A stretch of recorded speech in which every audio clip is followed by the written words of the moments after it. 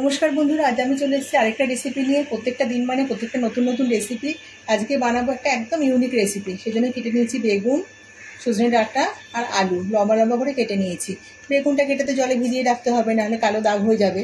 আর এখানে না আমি একজনের জন্য রান্নাটা করছি। তোমরা জানো বন্ধুরা যে আমি ভেজ খাই, সেখানে আমি অল্প করে চিংড়ি নিয়ে নিয়েছি। চিংড়িটা হলুদ মাখিয়ে নিয়েছি। এদিকে কড়াইতে আমি সর্ষের তেল বসিয়ে দিয়েছি। তেলটাও গরম হয়ে গেছে। এবার আমি এখান থেকে জল থেকে বেগুনগুলো তুলে একটুখানি হলুদ আর একটু লবণ এর মধ্যে দিয়ে দেবো।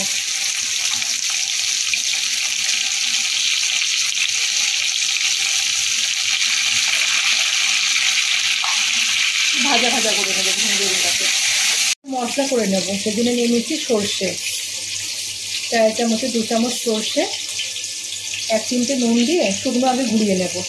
শুকনো ঘুরিয়ে নিয়েছি। এর মধ্যে একটা ছোটো টমেটো টুকরো করে কেটে নিয়েছি, সেটা দিয়ে দিচ্ছি। আর দেবো 2 কাঁচা লঙ্কা দেবো। কাঁচা লঙ্কাগুলো তো ঝাল বেশি। সামান্য একটুখানি জল দিয়ে একটা মিহি পেস্ট করে নেব।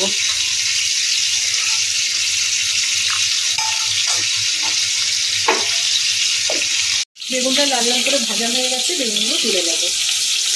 ওই তেলের মধ্যে একটা শুকনো লঙ্কাকে ফাটিয়ে নিয়েছি, দিয়ে দিচ্ছি। আর সামান্য একটুখানি কালো জিরে। আমি কিন্তু এই তেলেই রান্নাটা করবো, আর তেল দেবো না। আর বেশি তেলে রান্না আমার ঠিক পছন্দ হয় না। ফোড়নটাকে ভালো করে ভেজে নিচ্ছি। বন্ধুরা একবার এইভাবে রান্না করে দেখবেন, দুর্দান্ত লাগে খেতে। মানে ভাতের সাথে আর কিচ্ছু লাগবে না। ফোড়নটা ভাজা হয়ে গেছে, কেটে রাখা আলুগুলোকে দেবো।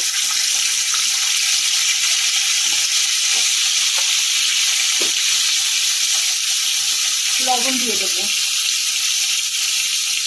লবণটা দিয়ে দিলে পরে না তাড়াতাড়ি ভাজা হয়ে যাবে, আর নরম হবে আলুটা। লাল লাল করে আলুটাকে ভেজে নেবো আগে। লাল লাল হয়ে গেছে। এখন এর মধ্যে কেটে রাখা সজনে ডাঁটাগুলো দিয়ে দেবো।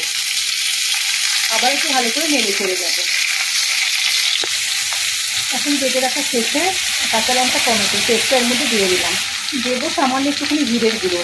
সর্ষেতে যাদের জিভ একটুখানি কুটকুট করে বা চুলকোয় বা র্যাশ বেরোয় জিভে, তাদের কিন্তু জিরের গুঁড়োটা দিলে পরে জিভ চুলকায় না।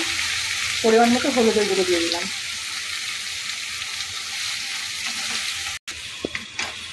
একটুখানি নেড়ে চেড়ে নিয়েছি, খুব বেশি ভাজার দরকার নেই। এখন নুন হলুদ মাখিয়ে রাখা চিংড়িগুলো এর মধ্যে দিয়ে দেবো। চিংড়িগুলো দেবো আর 2 গোটা কাঁচা লঙ্কা, চেরা না, সেটা দিয়ে দিচ্ছি। ভালো করে নাড়াচাড়া করে একটুখানি কষিয়ে নেব চিংড়ি সমেত সব কিছু। এগুলোকে দিয়ে ভালো করে কষিয়ে নেওয়া হয়ে গেছে। এখন অল্প একটু লবণ দেবো, সর্ষের মতো লবণ। আর সব কিছুর আমার লবণ দেওয়াই আছে। এবার এই লবণটা দিয়ে একটুখানি নেড়ে চেড়ে নিচ্ছি। নিয়ে এখন আমি জল দিয়ে দেবো।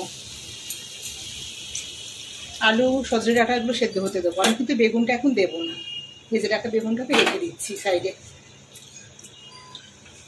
এটাকে ঢেকে আমি একটু সেদ্ধ হতে দেবো।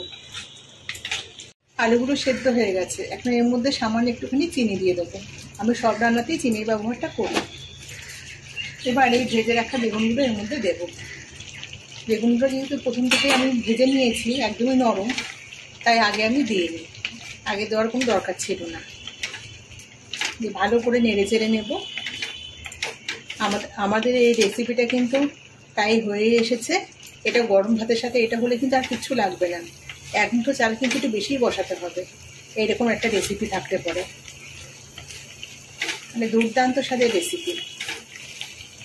একেবারে শুকনো শুকনো করবো না, একটু মাখা মাখা থাকবে। তাহলে ভাত দিয়ে খেতে খুবই ভালো লাগবে। গ্যাসটাকে আমি অফ করে দিলাম। আর আমার কিন্তু এই রেসিপিটা টোটালি রেডি।